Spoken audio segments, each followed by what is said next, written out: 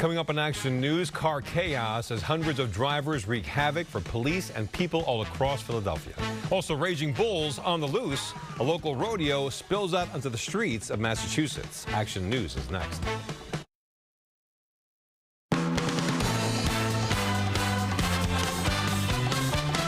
Action News, Delaware Valley's leading news program, with meteorologist Brittany Boyer and Walter Perez.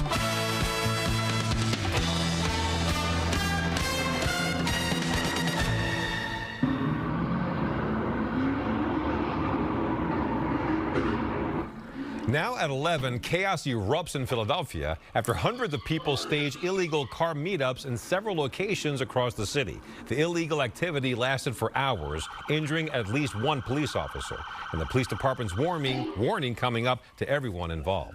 It is Sunday night. I'm Walter Perez. The big story in Action News is a slew of destructive illegal car meetups taking place in Philadelphia overnight. Scofflaws took over entire sections, intersections to drift and do donuts. This afternoon, authorities gave an update on the ensuing investigation.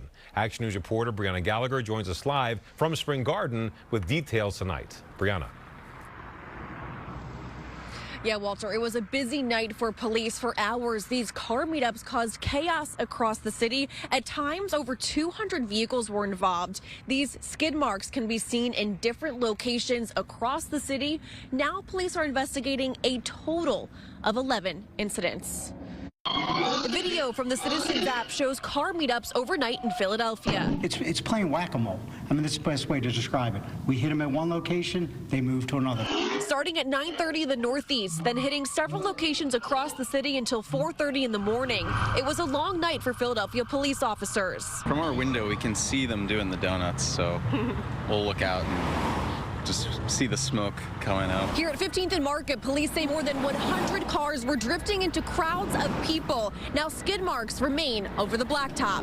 The incident outside of City Hall was aggressive. You know, they physically went after our officers. From drifting, drag racing, a flamethrower, and fireworks, police say they attempted to run over 2 police officers. Instead, they hit an innocent civilian car. I'm amazed that these people who are in these car meetups are literally standing in the middle of these cars doing donuts. It's extremely dangerous for them, and it's dangerous for people walking down the street. Officials say officers were attacked and at least 5 police cars were damaged. Authorities believe last night's behavior was retaliation to recent police enforcement efforts. But not only are you getting hit with a $2,500 fine, but oh, by the way, now we're turning your car over. We're confiscating your car as well. Police want to be clear, this behavior will not be tolerated. So when you hear that banging on the door, it will be us. We're coming with search warrants and we're coming with arrest warrants. So don't think we're going to lay down and allow this to happen in our city. We're not.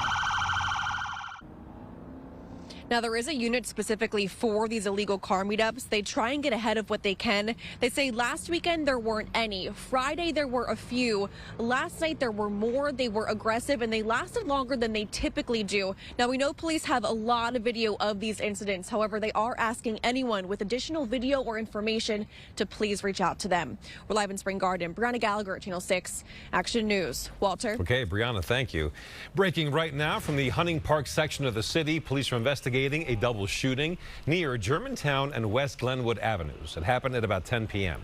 Investigators were seen looking for a downed motorcycle. No word on how that was involved, but authorities say one of the victims is a man who was taken to the hospital in a private vehicle. The other victim is a woman who was shot in the neck. She was taken to a nearby hospital. We're working to get more details, including an update on the victim's conditions. So far, no arrests have been made. Developing right now, Aramark workers at Citizens Bank Park, Lincoln Financial Field, and the Wells Fargo Center are preparing to go on strike tomorrow. The decision comes after hundreds of food service workers, represented by Unite Here Local 274, voted to strike. The union wants fans to support the workers by tailgating or buying food elsewhere before games. Aramark says tonight that it's bargaining in good faith for 6 months and adds that contingencies are in place to deliver a high-quality fan experience. We're learning new details tonight about a deadly crash that shut down I-95 for about 5 hours this morning in Newport, Delaware. Authorities have identified the victim as a 26-year-old man from Douglasville, Pennsylvania. The crash occurred at about 8:40 on the southbound lanes just north of Basin Road. Investigators say the victim was traveling with a group of other motorcyclists. After accelerating to catch up with the group, his rear tire locked up and he crashed.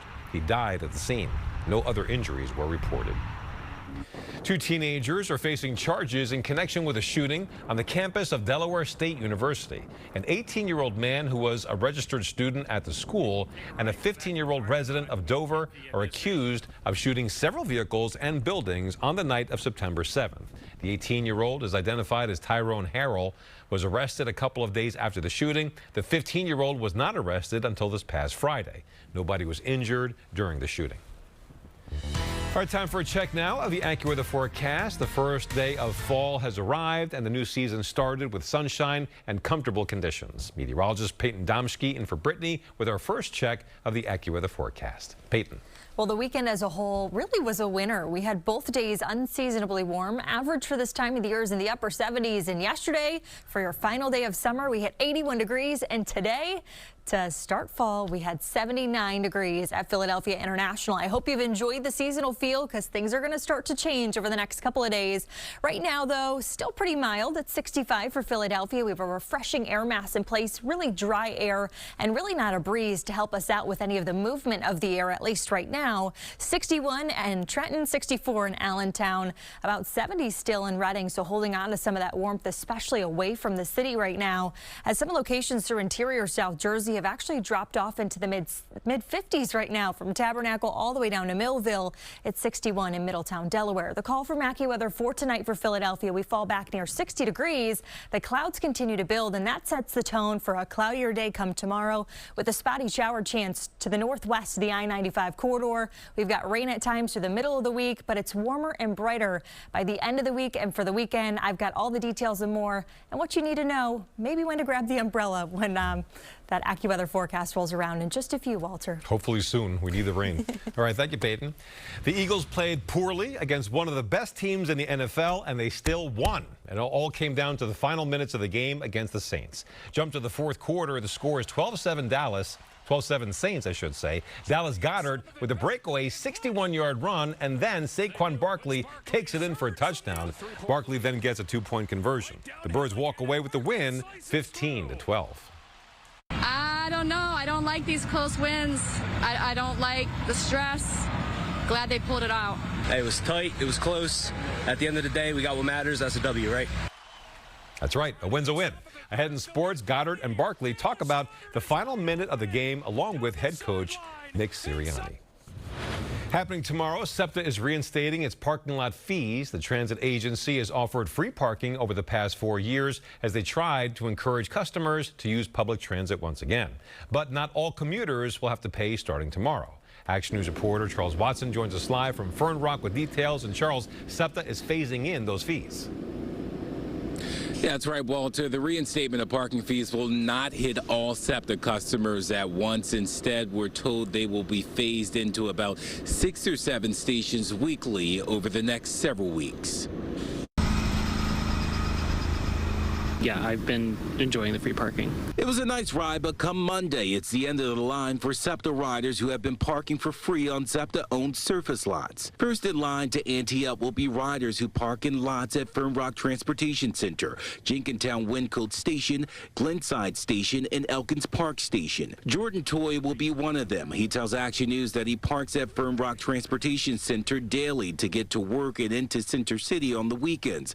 He says free parking has made his commutes much easier over the last few years. It's been very helpful to have to not pay for parking, right? That's just also an additional thing I don't have to do in the morning. Toy and many others will not only have to start paying again, they'll have to be prepared to pay more.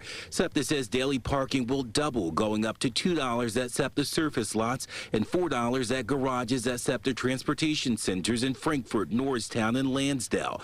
Toy says he doesn't mind the price increase, but the new app to pay is another story. They created a whole new app for parking that now everybody has to download something else in addition to the 3 other apps that SEPTA has. SEPTA tells Action News reinstating parking fees will bring in an estimated $6 million in additional revenue that will go towards the maintenance of lots and help to address a multi-million-dollar budget shortfall.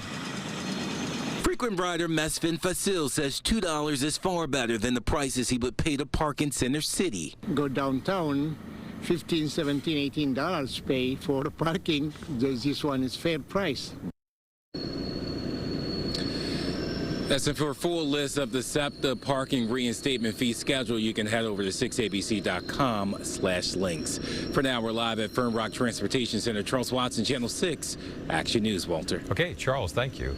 This week, the Upper Darby School District will hear a presentation about weapons detection systems. Superintendent Dr. Daniel McGarry will present the idea to school board members on Tuesday. The evolved technology systems are used in stadiums, hospitals, and schools around the world. And it's more than just metal detectors. The system uses sensors and artificial intelligence to identify weapons from other items. McGarry wants to install the systems in middle and high schools. Still to come in Action News, rising tensions in the Middle East. Also, a search is underway for the suspects who fatally shot 4 people and injured more than a dozen in Alabama. New details about the victims. Also, a scene right out of an old Western, but in New England. 8 bulls escape a rodeo in Massachusetts. The wild moments caught on camera when Action News comes right back. I'm Aliana Gomez. And I'm Alicia Vittorelli. Tonight on FYI Philly. That is to die for. We are celebrating Hispanic Heritage Month. With a mouth-watering menu. So good, it will make you sing. Leche de tigre. From Peruvian flavors prepared vegan. Mangonada. To ice cream creations from Mexico. Fresh jerky. Plus, chef-inspired beef jerky. It's an FYI for you tonight at midnight on 6ABC and wherever you stream.